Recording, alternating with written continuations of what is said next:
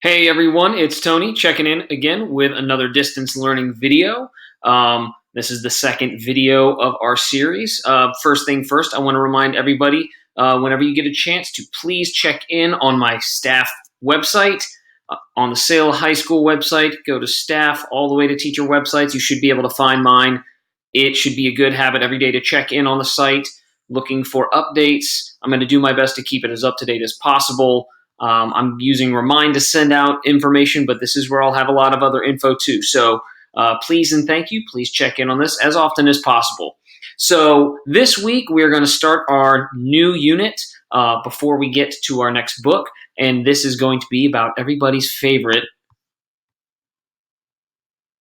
poetry. I know. I can hear your excitement through the computer. It's excellent. So poetry is something that I know causes a lot of eye rolling and a little bit of frustration in people because it's such a amorphous and nebulous thing. But it's okay. Poetry is not for everybody. But I think with the right mindset and the right approach, it becomes a little bit more available to people. So first thing I'm going to ask you all to do, of course, is a writing prompt because I need to get a little bit of a feel for your understanding of poetry. So in complete sentences, I need you to respond to each of the following questions. So number one, why do you believe poetry is such a difficult topic for students to learn / discuss?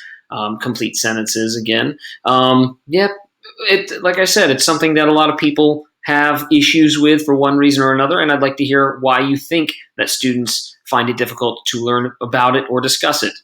Second question is going to be, have you ever written poetry on your own? I'm not asking you to share. I'm just asking for your experience. If you have, what do you most enjoy about the process? And if you don't, or if you haven't written poetry, why not?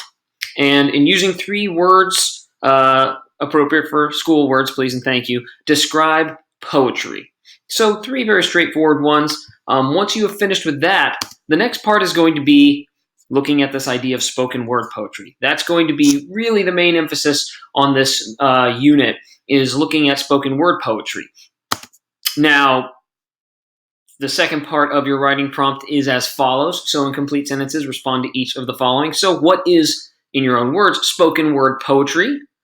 What is the appeal of spoken word poetry? And number 3, have you written any spoken word poetry before? And if yes, what did you enjoy most about the process? And if no, why not? So spoken word poetry is a very particular type of poetry, but it's a very modern type of poetry as well. Once you have finished the first 2 portions of the writing prompt, the next part is going to direct you to 3 videos of performances of spoken word poetry. Now, I'm not going to watch these with you on this video. I'm going to ask that you do that on your own time because each of them takes anywhere from 3 to 5 minutes time. So it's up to you to make sure that you watch them on your own. You should be able to access through this presentation.